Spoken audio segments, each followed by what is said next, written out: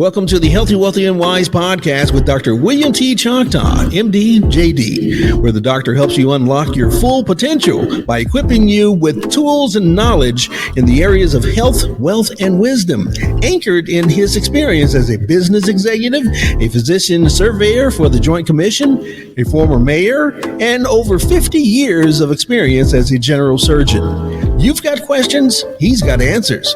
So let's get started. Here's Dr. William T. Choctaw, MD, JD. Good morning. I'm Dr. William T. Choctaw, and I am delighted to have you with us today. Each month, we strive to provide you, our listeners, with mental, physical, and spiritual strength by giving actionable advice, tips, guidance, and information to help you achieve your own personal, professional, and spiritual goals. We consider the health of the mind, body, and spirit paramount as a single unit that provides a cumulative strength greater than its individual parts to strengthen you, the whole person. Today, we're going to talk about napping. That's right, we're going to talk about napping. One of those things that you've done quite a bit, but probably completely ignored what some of the benefits may have been. So sit back and spend the next few minutes with us as we go over this very important topic. As always, we like to start with our beliefs. I believe that life is about being of service to others. We're put on this earth to help other people. 2, I believe knowledge is power. The reason why we put time and effort and energy into these podcasts is that we want to empower you to go out and make a better world. I believe that leaders can change the world, that indeed, the more empowered we are, each of us, the better world we can make. So sit back and enjoy. As always, we like to put out an outline, and the purpose of the outline is to let you know what we're going to talk about, and as importantly, to let you know when we're just about done. We're going to talk about the science of sleeping, something we do every night, but we may give very little thought to how it works and how it helps us. We're going to talk about the sleep cycle and define that for you. And then we'll progress to the role of napping. Specifically, we're going to talk about power napping. Yes, there is something called power napping. And we're going to talk about how we individually can use the ability to intentionally nap during different times of day or during different days of the week to help us be more effective and to thrive. As you know, and as we frequently said, these podcasts are part of our masterclass series.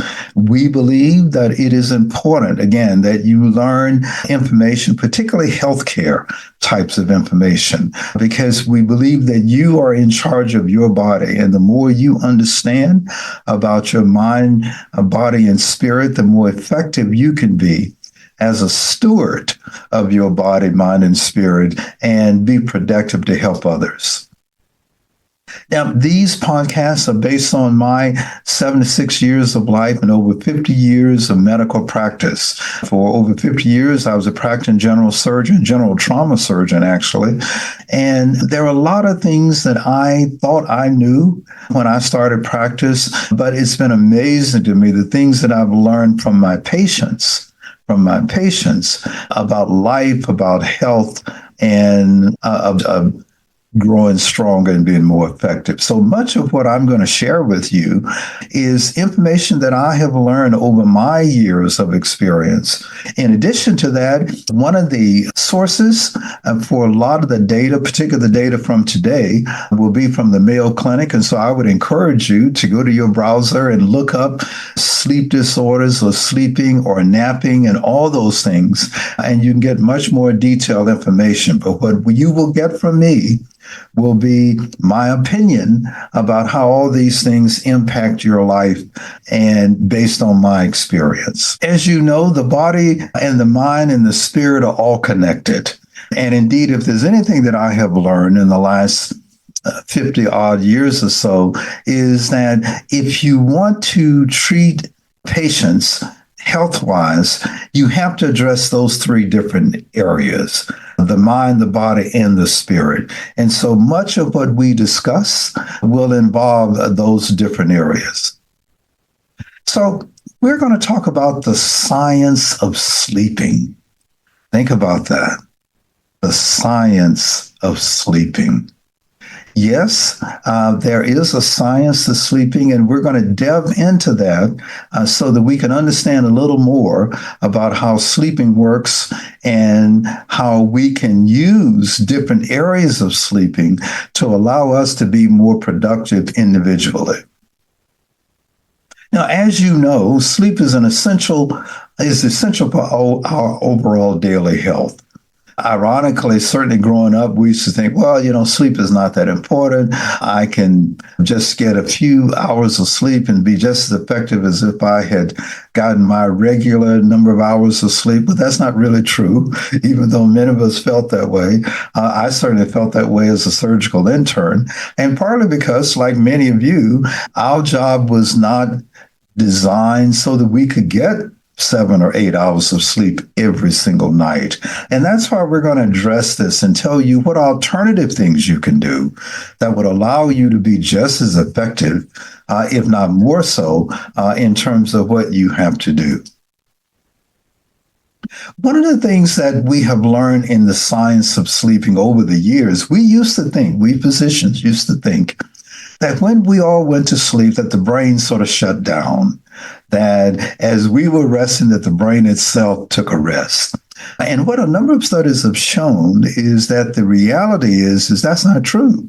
And that indeed the brain is the very opposite when we're asleep. That when we shut down, the brain many times becomes very, very active in multiple areas. And so what we've learned is that the brain during sleep does two very important things in different areas. One, it processes our day's events.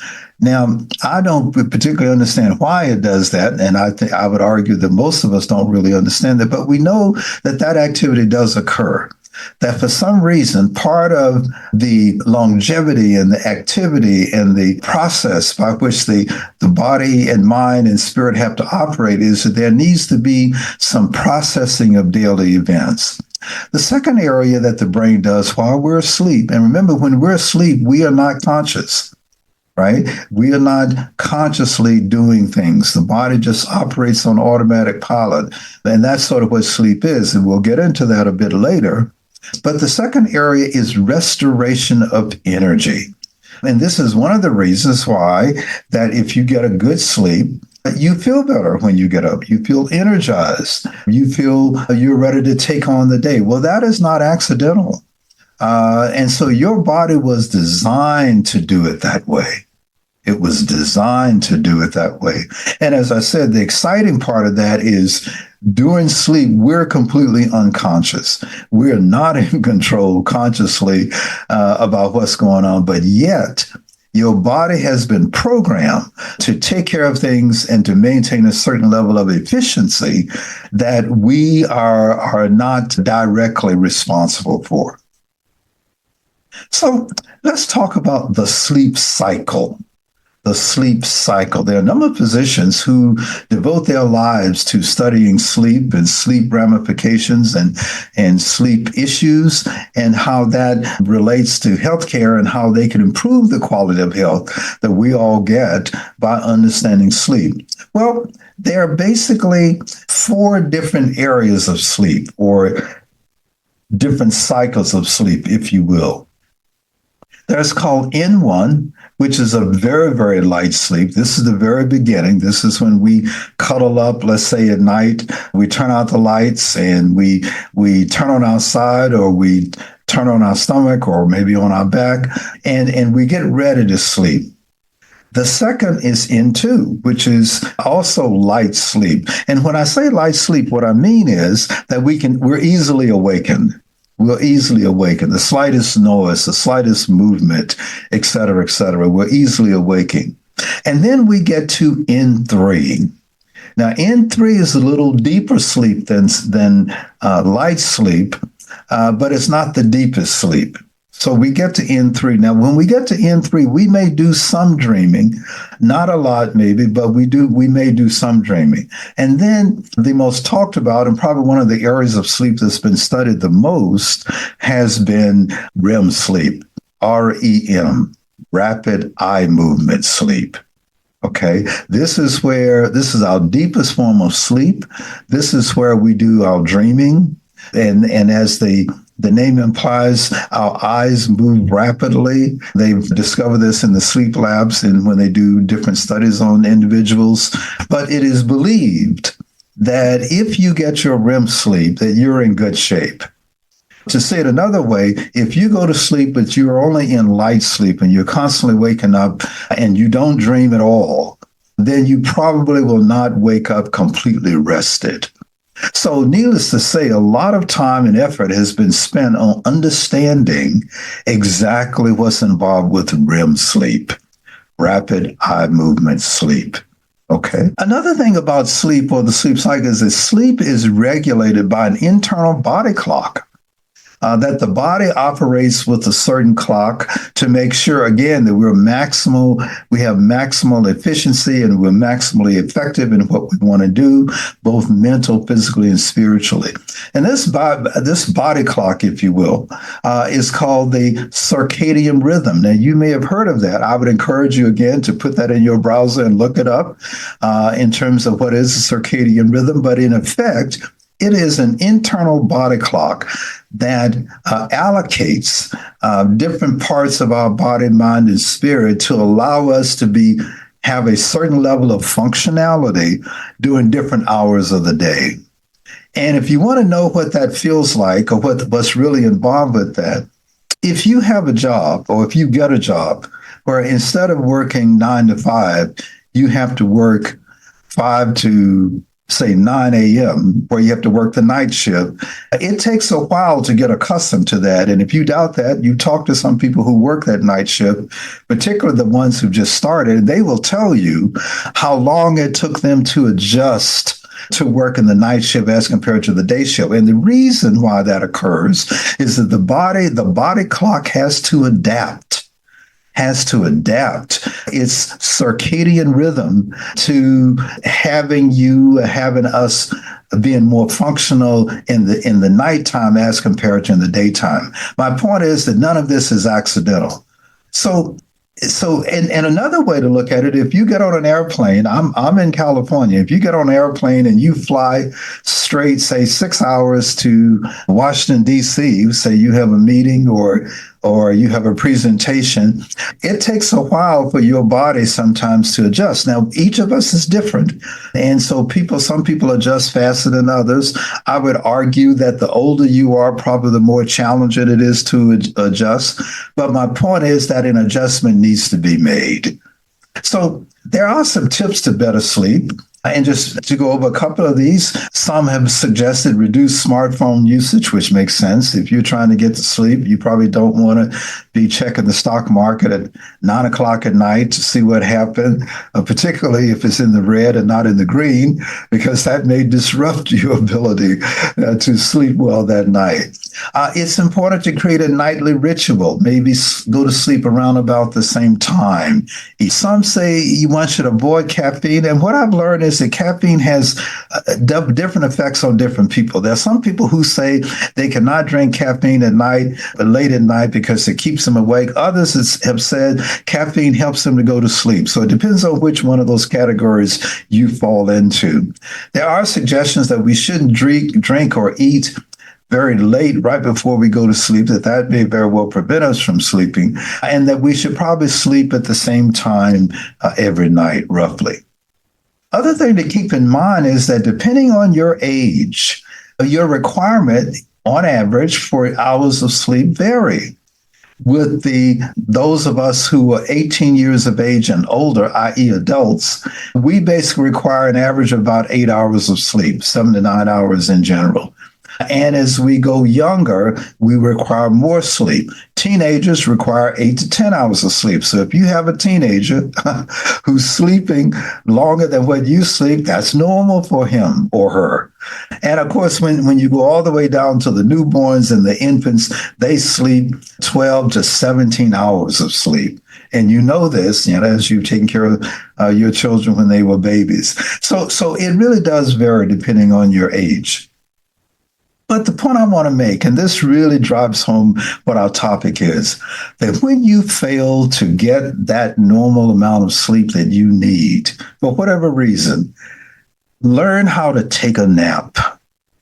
Let me say that again. When you fail to get that normal amount of sleep that you know that you need, learn how to take a nap. So what we're going to talk about is napping, napping, or what I like to call power napping. Okay. And so what we're talking about is that how you can supplement your normal, regular nighttime sleep hours if for some reason out of your control, something happens or you have to get up or you get a phone call that's disturbing or whatever. And so that you're not able to get your regular amount of sleep at night. If you're able to learn how to power nap, or how to nap, that can supplement that sleep that you did not get and allow you to be more efficient and effective as the day goes on. So I'm going to define, and I like to give definitions. Napping is equal to a brief sleep. Okay. So what do we mean by a brief sleep? And the other thing about napping is that it's a backup system for poor sleep. Right? A backup system for poor sleep. And we'll define this a bit more as we go along. One of the things to keep in mind, and you know this, that naps are not are quite common in a number of other cultures outside of the United States of America. A lot of cultural traditions have what they call a coffee nap. Some countries have siestas. And when I talk about this, I'm talking about in the middle part of the day. I'm not talking about at night. I'm talking about during the day. Some European, Middle Eastern, or Asian cultures have napping that's built into their normal process, recognizing that many times that is effective in terms of helping us be more efficient mentally, physically, and spiritually. And I can tell you, certainly as a physician, as a surgeon, trauma surgeon, I did a lot of napping. I had to, and all of us did. So my point is that since we probably do it anyway, inadvertently, why not understand how to use it, how to control it, and how to make it work best for us? And that's really the essence of what I'm trying to get across today. And indeed, physicians, as in other areas, survival naps. Patients don't just get sick or require surgery or emergency surgery between 9 and 5. It happens in the middle of the night or early morning. And so we have to adjust to doing that. And so you may very well have a job where you have to work that night shift for whatever reason, either for an emergency or just as a routine for the job that you have to do. The other thing that we know about napping, and again, this is work from the Mayo Clinic and other distinguished areas, is that it does decrease stress. And it is also believed that it does improve memory. Most hospitals, the most large hospitals, major healthcare centers have sleep labs. And sleep labs is where many times individuals who have difficulty sleeping, or they may have some cardiac issue or some other issue, a number of patients are evaluated for their sleep activity and how that interacts mentally, physically, or spiritually with their normal health. And so this is where a lot of this data comes from. So napping helps to decrease stress and improve memory. And again, when you don't get enough sleep, something wakes you up, or when you wake up in the morning, you just don't feel like you're relaxed and you don't feel rested. Then think about power napping, and this is what we're gonna talk about in detail. Well, and so I'm going to define power napping as napping with intentionality. Let me say that again. Napping with intentionality. So that means is I wake up, I don't know, let's say 6 o'clock, and I just feel tired. And I normally wake up at 6 o'clock, but this time, let's say I just don't feel fully rested. Then I need to figure out if I can implement some power napping during that day. And we'll talk about that. So some tips on power napping. Number one, it is not right for everybody. Okay. So one of the first things you need to determine is, are you a person who can power nap? It may be that it's just not right for you. It just doesn't work. You don't like it. It makes you uncomfortable, et cetera, et cetera. That's okay. What we know is that each of us is individually unique. But if power napping is for you and you're able to do it, then very good. Second tip is obviously you got to do it at the right time. Now, if you have a job where you have breaks, depending on how long those breaks are, that may be when you might want to consider power napping. But again, there are a lot of other things that have to come into play there. What type of job do you have? What do you do on your break time? Do you break alone, or are you with a group, et cetera, et cetera? So the first tip about power napping is it right for you? Figure that out. Second thing is you need to time it correctly. The third tip is you need to create a calm space. So if it's right for you and if you can figure out the right time, you need to figure out the right environment, is what I'm trying to say. Maybe if you work in a building and you can walk across the street and there's a park there, maybe that's the right place for you. Maybe a number of hospitals, particularly when I was surveying for the Joint Commission as a physician surveyor, have restrooms or meditation rooms. I was surprised at that. I didn't know that was a thing. But indeed, more and more hospitals are getting smarter and smarter about the importance of taking care of caregivers, nurses, doctors, lab technicians, on and on and on, in terms of providing space. So if you're fortunate enough to work for an organization that provides that space, and that solves the problem. Most of us probably are not, and you're probably going to have to get creative. And the fourth tip is that you should probably practice power napping before you actually do it.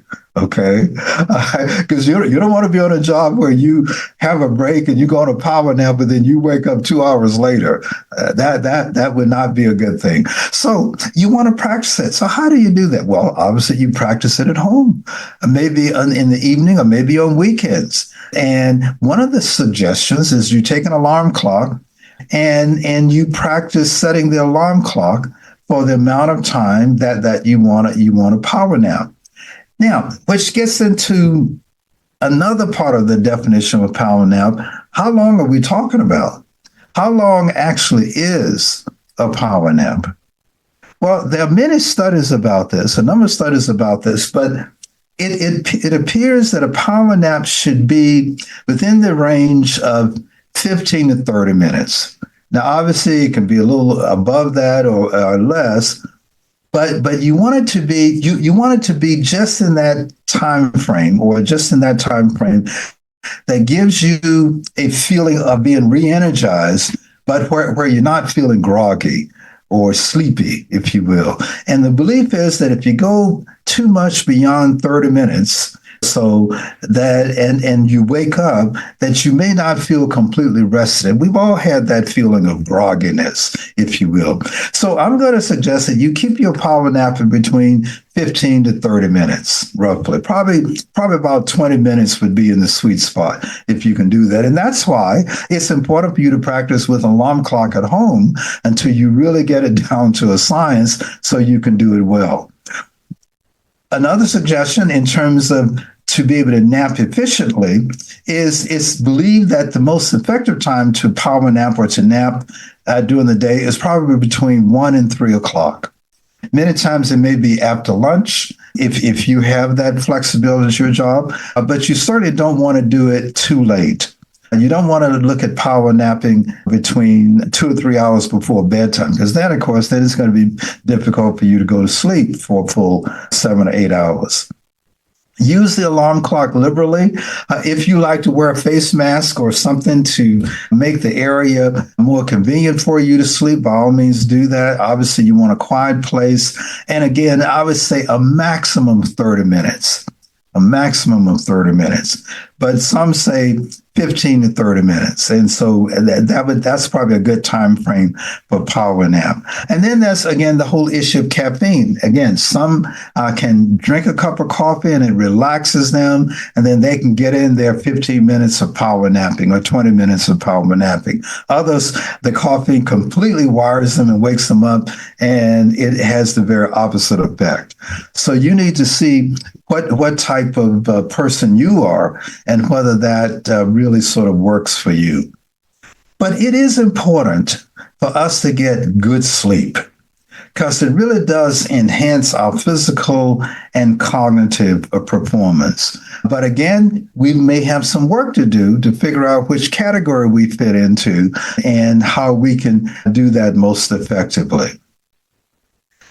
Let me also say that a full sleep cycle is 90 minutes. Now, again, going back to when you're sleeping at night, those 7 or 8 hours, most of us sleep in 90-minute cycles at night. We sleep 90 minutes. Let's say we go into REM sleep where we're dreaming. We wake up and then we go back to sleep for another 90-minute cycle. So it is normal for you to go to sleep and then wake up from a dream and then go back to sleep. That is normal. That is not abnormal at all. So that's a normal sleep cycle. But again, the nap probably should not exceed 30 minutes. And more likely than not, it should probably average about 20 minutes. Some have said that tired minds don't plan well. Sleep first, plan later. This is the quote from Walter Rice. There are other relaxation techniques you can practice that can help you to relax that may not involve sleeping. Some meditate, and that's fine if you're comfortable with that and you like to do that. But basically, mindfulness. Mindfulness is just finding a place where you just think positively and you just sort of take a mental health break, I like to call it. So meditation is a method of achieving mindfulness, if you will. So in summary, the science of sleep has taught us that indeed the brain is very active when we're sleeping because it has a lot of work to do to prepare us for our awakeness the following day. Next, that good sleep obviously allows us to decrease stress and improve memory. The power nap can help to supplement situations where you are not able to get a good night's sleep. And usually the power nap should average about 20 minutes, but we like to say in a range of 15 to 30 minutes. If you go over the 30 minutes, then it's like a regular sleep where you may feel groggy. And so you probably don't want to do that in the middle of the day. The best time for the power napping is probably between 1 and 3 p.m. If you're able to. But please be careful and understand what your job is and the environment where you work so that you do not necessarily put yourself in any distress because of your power napping technique. Practice it at home first. After you've decided if you're a napping person or person who can do this, practice it at home. And if it works for you, this may very well be an excellent technique to allow you to get through sometimes what may be challenging days. As always, I like to end with my basic principles. My first principle is God is in charge. I'm a physician of faith, and it has indeed been my faith in God that has sustained me these 50 plus years of practice and 76 plus years of life. I don't have bad days. Second principle. I've learned that days are good or bad when I say they are, so I stopped saying they were. Third, don't sweat the small stuff. Most stuff is small. Fourth, forgiveness is therapy. And number 5, everything is a relationship. And relationships are based on 3 things: mutual respect, mutual trust, good communication. If you like these podcasts, and we've been doing them, this is our 2nd year now. We do approximately 1 podcast per week for a month. I would encourage you to become one of our elite patrons. Go to patron.podbean.com/ patron.com/HWWP. That's patron.podbean.com/HWWP and become one of our elite patrons. And in addition to the podcasts that you will be able to get, you will also be able to get PowerPoints. We do these podcasts usually from PowerPoints, and you can get those for your collections. We will expand your knowledge of the information that we're trying to convey. And finally, be the change you want to see in the world. Thank you. Thank you for listening to this episode of the Healthy, Wealthy, and Wise podcast with Dr. William T. Choctaw, MD, JD. Be sure to check out other great episodes covering areas of health, wealth, and wisdom at thwwp.com. And while you're there, be sure to check out the books, blogs, and other literature in your preferred format. And don't forget to leave a review, subscribe, share, and support the podcast. That's at thwwp.com. You've been listening to the Healthy, Wealthy, and Wise podcast with Dr. William T. Choctaw, MD, JD.